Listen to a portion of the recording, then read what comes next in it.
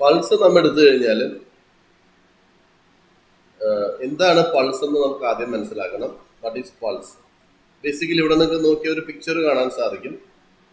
ഈ പിക്ചർ ഒരു പൾസ് എടുക്കുന്ന രീതിയാണ്. നമ്മൾ ആശുപത്രിയിലും ഡോക്ടറിനടുത്തൊക്കെ എപ്പോഴൊക്കെ പോകുമ്പോഴും ഡോക്ടർ കൈ ഒന്ന് ചിലപ്പോൾ ഇതുപോലെ പിടിച്ചു നോക്കുന്നത് കാണാൻ പറ്റും. He is taking the reading of pulse. എന്തിനാണ് പൾസ് റീഡിങ് എടുക്കുന്നത്? കാരണം പൾസ് റീഡിങ്ങും നമ്മുടെ ഹാർട്ട് റേറ്റും ഡയറക്ട്ലി പ്രൊപ്പോർഷണലാണ്. അപ്പോൾ പൾസ് എത്രയാണെന്ന് അറിഞ്ഞു കഴിഞ്ഞിട്ടുണ്ടെങ്കിൽ നമ്മുടെ ഹാർട്ടിന്റെ ബീറ്റ് എത്രയാണ് നമുക്ക് കൃത്യമായിട്ട് ഒരു ഏകദേശം ഐഡിയ കിട്ടും. അപ്പം എന്തെങ്കിലും ഒരു വേരിയേഷൻ നമ്മുടെ ബോഡിയിൽ ഉണ്ടെങ്കിൽ അപ്പോൾ ഇമ്മീഡിയറ്റ് ആയിട്ട് നമ്മുടെ പൾസിൽ അതിൻ്റെ ഒരു വ്യത്യാസം നമുക്ക് കാണാൻ സാധിക്കും. അപ്പം അതുകൊണ്ടാണ് പൾസ് പലപ്പോഴും ഡോക്ടർമാരെടുത്ത് നോക്കാനുള്ള ഒരു പ്രധാനപ്പെട്ട കാരണം. ഇനി എന്തൊക്കെ കാര്യങ്ങൾ എങ്ങനെയാണ് പൾസ് എടുക്കുന്നത്? So pulse represent tactile arterial palpation. That is palpation എന്ന് പറഞ്ഞാൽ നമ്മുടെ കയ്യിൽ അനുഭവിക്കുന്ന ആ ഒരു സെൻസേഷനാണ് പാൽപേഷൻ എന്ന് പറയുന്നത്. അത് വെയിൻസിന്റെ അല്ല, we are actually palpating on the artery. So it's a tactile arterial palpation of the heart beat by a trained finger tips. നമ്മൾ സാധാരണ ഇതിൽ വെറുതെ പിടിച്ചു നോക്കി ചിലപ്പോൾ കറക്റ്റായിട്ട് പൾസ് കിട്ടണമെന്നില്ല. അപ്പോൾ വളരെ കെയർഫുൾ ആയിട്ട് പലതവണ ചെയ്ത് നോക്കുന്ന ഒരാൾക്ക് കൃത്യമായിട്ട് ഒരാളുടെ ഹാർട്ട് ബീറ്റ് എത്രയാണ്, പൾസ് എത്രയാണെന്ന് ഏകദേശം നമുക്ക് പറയാൻ സാധിക്കും. അതാണ് പൾസിന്റെ ഒരു ഡെഫിനിഷൻ എന്ന് പറയുന്നത്. Tactile arterial palpation of the heart beat by a trained finger tips. ഇനി എങ്ങനെയാണ് പൾസ് ഉണ്ടാവുന്നത്? Pulse is expansion of the arteries. എന്ന് വെച്ചാൽ നമ്മൾ പൾസ് നോക്കുമ്പോഴുള്ള ഒരു പ്രത്യേകത എന്ന് പറഞ്ഞാൽ സാധാരണ രീതിയിൽ ഹാർട്ടിൽ നിന്ന് ബ്ലഡ് പുറത്തേക്ക് പമ്പ് ചെയ്യുമ്പോൾ ഒരു തവണ ഹാർട്ട് കോൺട്രാക്ട് ചെയ്യുമ്പോൾ എന്താ കുറച്ചധികം ബ്ലഡ് പുറത്തോട്ട് പോകുന്നുണ്ട്. ആ സമയത്ത് ആ ആർട്ടറി എടുത്ത് നോക്കി അവിടെ കുറച്ച് ഭാഗത്ത് ഇങ്ങനെ ബൾജ് ചെയ്ത് വരിക്കുന്ന കാണാൻ സാധിക്കും. അല്ലെങ്കിൽ എക്സ്പാൻഷൻ ഉണ്ടാവും. ഇങ്ങനെ നമ്മൾ ആർട്ടറി നോക്കിയാൽ കുറെ അധികം ഇങ്ങനെ ഒരു wave like pattern of bulging അല്ലെങ്കിൽ wave like pattern of expansion കാണാൻ സാധിക്കും. ഈ എക്സ്പാൻഷൻ വരുമ്പോൾ നമുക്ക് അവിടെ ഒരു ചെറിയ ഒരു ഇടിപ്പ് പോലെ തോന്നും, അല്ലെങ്കിൽ മിടിപ്പ് പോലെ തോന്നും. അതിനുശേഷം ചെറിയ ഒരു ബൾജിങ് കഴിഞ്ഞ് പിന്നെ കുറച്ച് കഴിയുമ്പോഴേക്കും ഒരു ഫ്ലാറ്റൻഡ് പോർഷൻ ആണ്. പിന്നെയും ഒരു ബൾജിങ് വരുന്നു, അല്ലെങ്കിൽ എക്സ്പാൻഷൻ വരുന്നു. അപ്പൊ പിന്നെയും ഒരു ഹാർട്ട് മിടിക്കുന്ന പോലെ നമ്മൾ കയ്യിലൊരു ചെറിയ ഒരു പ്രഷർ നമുക്ക് ഫീൽ ചെയ്യാൻ സാധിക്കും. ഇതിനെയാണ് നമ്മൾ പൾസ് എന്ന് പറയുന്നത്. അപ്പോൾ ഓരോ തവണ ഹാർട്ടിൽ നിന്ന് ബ്ലഡ് പമ്പ് പുറത്തേക്ക് ചെയ്യുമ്പോഴും ഒരു പൾസ് അല്ലെങ്കിൽ ഒരു ഹാർട്ട് ബീറ്റിന് ഈക്വലന്റ് ആയിട്ട് ഒരു പൾസ് വേവ് പ്രൊഡ്യൂസ് ചെയ്യുന്നുണ്ട്. അങ്ങനെ ഒരു മിനിറ്റിൽ എത്ര പൾസ് വേവ് ഉണ്ടാവുന്നുണ്ട് എന്ന് ഏകദേശം നമുക്ക് ഇങ്ങനെ പൾസ് പിടിച്ചു നോക്കി തന്നെ നമുക്ക് പറയാൻ സാധിക്കും എന്നുള്ളതാണ്. So pulse is expansion of the arteries and this expansion is caused by an increase in blood pressure pushing against the elastic wall of the artery each time the heart. ഓരോ തവണ heart beat ചെയ്യുമ്പോഴും it is pumping out a certain amount of blood into the artery and this extra blood will be causing an expansion or bulging of the artery. ആ bulging on expansion ആണ് നമ്മൾ കൈവിരൽ വെച്ച് തൊട്ട് നോക്കുമ്പോൾ നമുക്ക് feel ചെയ്യുന്നത്. This expansion rise and fall in time with heart as it pumps blood and then rest as it refill. അത് രണ്ട് രീതിയിലാണ്. എപ്പോഴാണ് എക്സ്പാൻഷൻ റൈസ് ചെയ്യുന്നത്? ഹാർട്ടിൽ നിന്ന് ബ്ലഡ് പുറത്തോട്ട് വരുമ്പോൾ there will be an expansion. Heart close ചെയ്ത് റിലാക്സ് ചെയ്യുന്ന സമയത്ത് ആ ബൾജിങ് മാറി പിന്നെ ബ്ലഡ് പുറത്തോട്ട് പോകുന്നില്ല. അപ്പോൾ അവിടെ ഒരു ഫ്ലാറ്റൻഡ് പോർഷൻ ആണ് വരുന്നത്, അല്ലെങ്കിൽ ഒരു ഫാൾ എന്ന റൈസ് ആൻഡ് ഫാൾ എന്ന് പറയുന്ന പോർഷൻ ആണ് വരുന്നത്. അപ്പോൾ അങ്ങനെ ഒരു ബൾജിങ്ങും അല്ലെങ്കിൽ ഒരു റൈസും പിന്നെ ഒരു ഫാളും, ആ രീതിയിലാണ് ഒരു പൾസ് നമ്മൾ സാധാരണ രീതിയിൽ പോകുന്നത്. ഈ പൾസ് വേവിന്റെ ആ ഒരു മൂവ്മെന്റ് നമ്മൾ അതിൽ കൂടി നോക്കിക്കഴിഞ്ഞാൽ there will be a rise of the wave and there will be a fall of the wave. If pulsation are felt at certain points on the body where larger arteries run closer to the body. അതായത് നമ്മൾ എല്ലായിടത്തും pulse പിടിച്ചു നോക്കുന്നില്ല. അതിനെന്താ കാരണം? എല്ലാ arteries ചില സ്കിന്നിനോട് ചേർന്ന ഭാഗത്ത് എവിടെയൊക്കെ പോകുന്നുണ്ടോ അവിടെയൊക്കെ മാത്രമേ നമുക്ക് പൾസ് വേവ് കൃത്യമായിട്ട് നമുക്ക് മെഷർ ചെയ്യാൻ സാധിക്കത്തുള്ളൂ. എല്ലാ ഭാഗത്തും നമുക്കത് കിട്ടില്ല. അപ്പൊ എവിടെയൊക്കെ ആർട്ടറി നമ്മുടെ ബോഡിയോട് ക്ലോസർ ആയിട്ടുണ്ട്, നമ്മുടെ സ്കിന്നിനോട് ക്ലോസർ ആയിട്ടുണ്ട്, അവിടെയൊക്കെ നമുക്ക് ഈസി ആയിട്ട് പൾസ് ഡിറ്റക്ട് ചെയ്യാൻ. അതുകൊണ്ടാണ് പലപ്പോഴും നമ്മൾ കയ്യിൽ നമ്മൾ പിടിച്ചു നോക്കുന്നത്. നമുക്ക് എവിടെയൊക്കെ നോക്കിയേ, how can we sense pulse? The pulse may be palpated in any place that allows an artery to be compressed near the surface of the body. നമ്മുടെ സ്കിൻ സർഫസുമായിട്ട് ചേർന്ന് എവിടെയൊക്കെ ആർട്ടറി ഉണ്ടോ അവിടെയൊക്കെ നമുക്ക് ഫീൽ ചെയ്യാൻ പറ്റും. ഒന്ന് നമ്മുടെ നെക്കിൽ, നമുക്ക് ഇവിടെ ഈ നെക്കിൽ നമുക്ക് പ്രസ് ചെയ്ത് നോക്കിയാൽ നമുക്ക് കാണാൻ പറ്റും. അതുപോലെ ഈ ചെവിയുടെ നമ്മുടെ ചെവിയുടെ തൊട്ട് മുമ്പിൽ നമ്മൾ പ്രസ് ചെയ്ത് നോക്കിക്കഴിഞ്ഞാൽ നമുക്ക് കാണാൻ സാധിക്കും. അതുപോലെ നമ്മുടെ അരക്കെട്ട് ഗ്രോയിൻ, അവിടെ ഫെമറൽ ആർട്ടറി ഉണ്ട്, അവിടെ നമ്മൾ പ്രസ് ചെയ്ത് നോക്കിയാൽ കാണാൻ പറ്റും. അതുപോലെ നമ്മുടെ നീയുടെ പുറകിൽ മുട്ടുകാലിന്റെ മടക്കിന്റെ ഉൾവശം, അവിടെ നമ്മൾ നോക്കിക്കഴിഞ്ഞാൽ പൊപ്ലീറ്റിയൽ ആർട്ടറി എന്ന് പറഞ്ഞൊരു ആർട്ടറി ഉണ്ട്. ആ ആർട്ടറിയിൽ നമുക്ക് ഫീൽ ചെയ്യാൻ പറ്റും. പിന്നെ മറ്റൊരു ഭാഗം നമുക്ക് ഫീൽ ചെയ്യാൻ പറ്റുന്നത് ആംഗിൾ ജോയിന്റ്, നമ്മുടെ കണങ്കാലിന്റെ ഭാഗത്ത്, അവിടെ നമ്മൾ നോക്കിയിട്ടുണ്ടെങ്കിൽ അവിടെ നമുക്ക് ആംഗിൾ ജോയിന്റ്, അവിടെ നമ്മൾ നോക്കിക്കഴിഞ്ഞാൽ നമുക്കത് പൾസ് ഫീൽ ചെയ്യാൻ പറ്റും. പിന്നെ കാലിലും ഫുട്ടിലും നമുക്ക് പൾസ് ഫീൽ ചെയ്യാൻ പറ്റും. ഇത്രയും ഭാഗത്താണ് സാധാരണഗതിയിൽ നമുക്ക് ഈസി ആയിട്ട് പൾസ് ഫീൽ ചെയ്യാൻ പറ്റുന്നത്.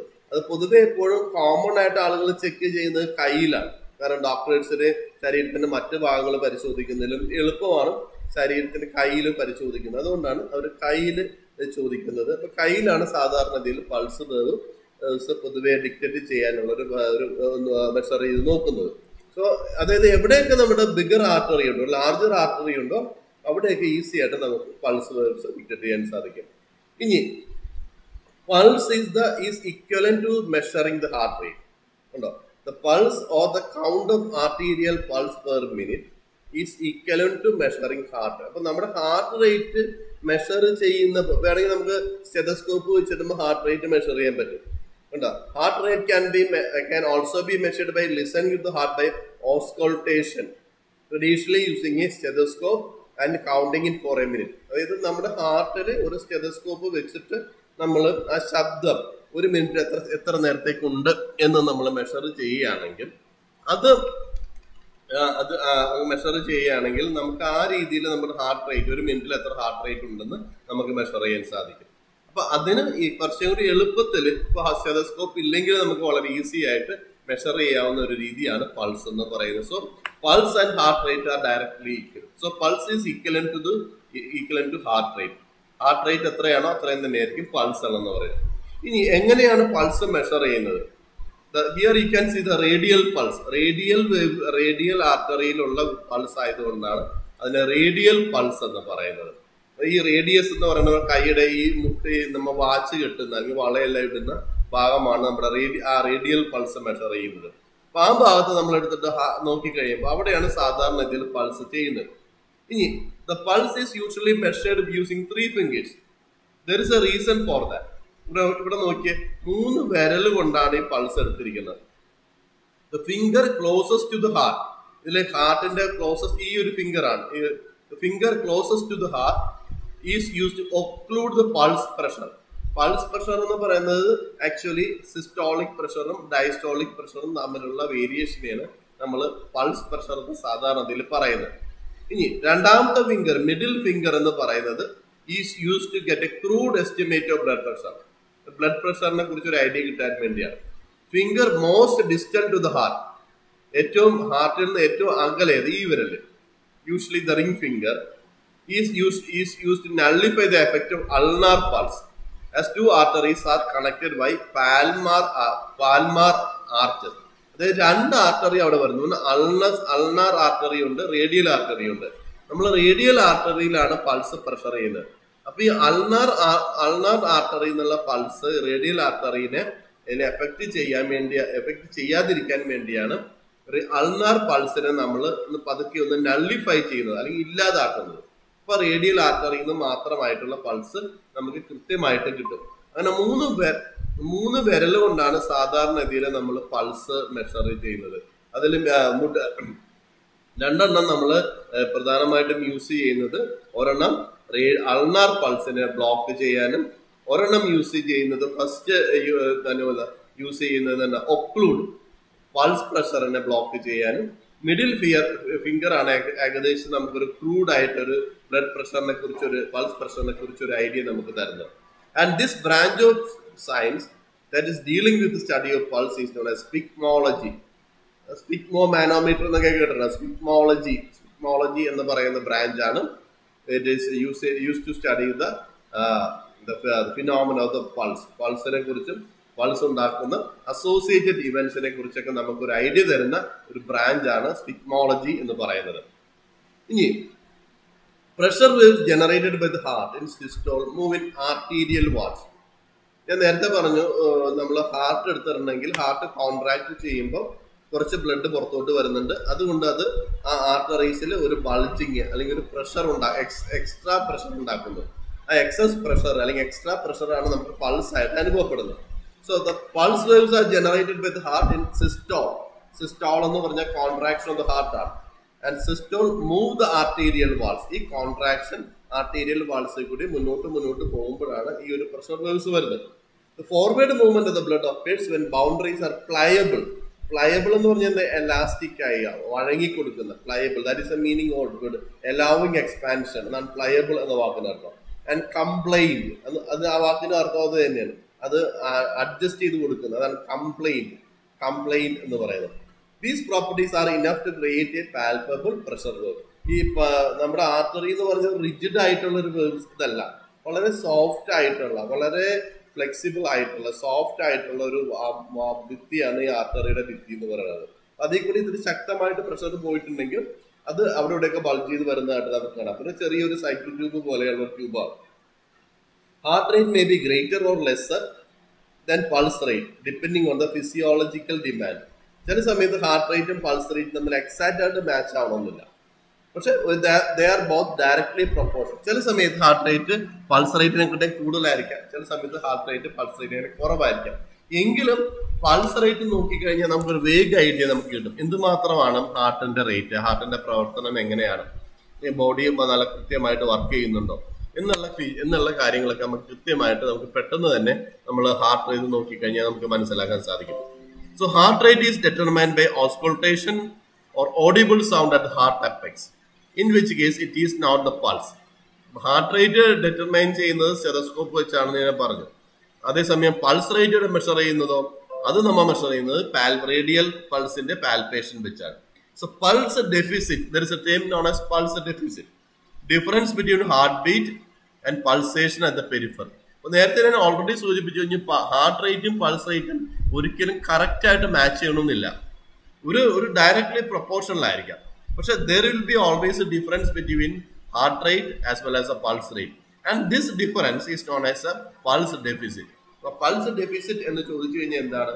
Simply the difference between heartbeat and the pulsation, and that is determined by simultaneous palpation at the radial artery.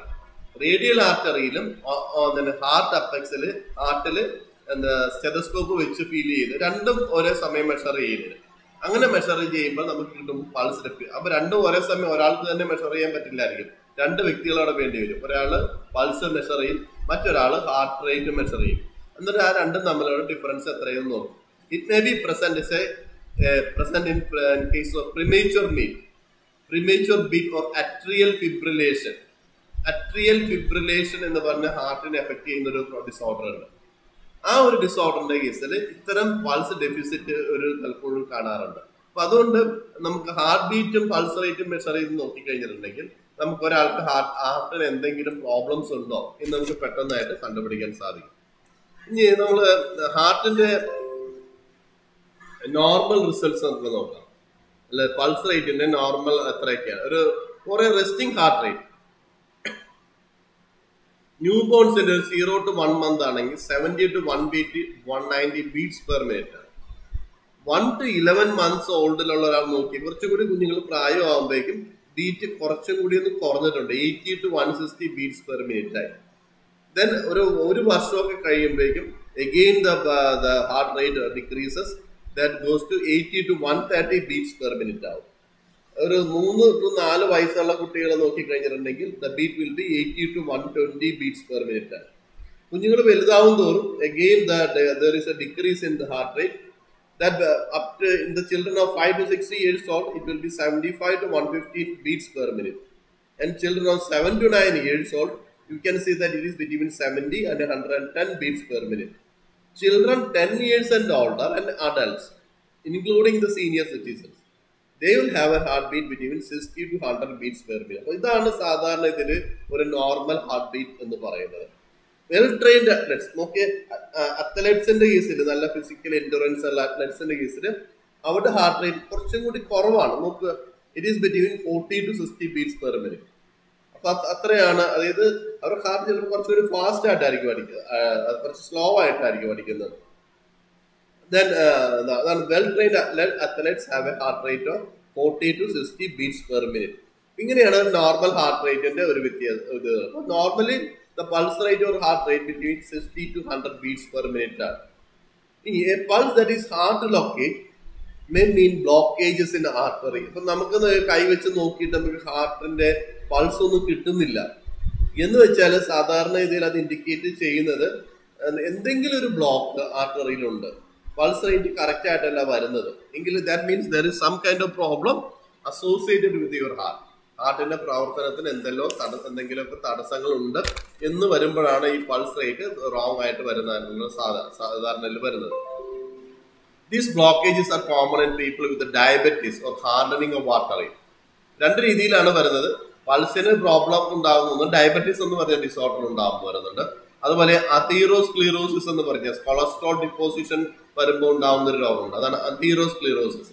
ആ കേസിലും പൾസിന് ചിലപ്പോൾ കറക്റ്റ് ആയിട്ട് ഫീൽ ചെയ്യാൻ സാധിക്കത്തില്ല. So your provider may order A test known as Doppler study.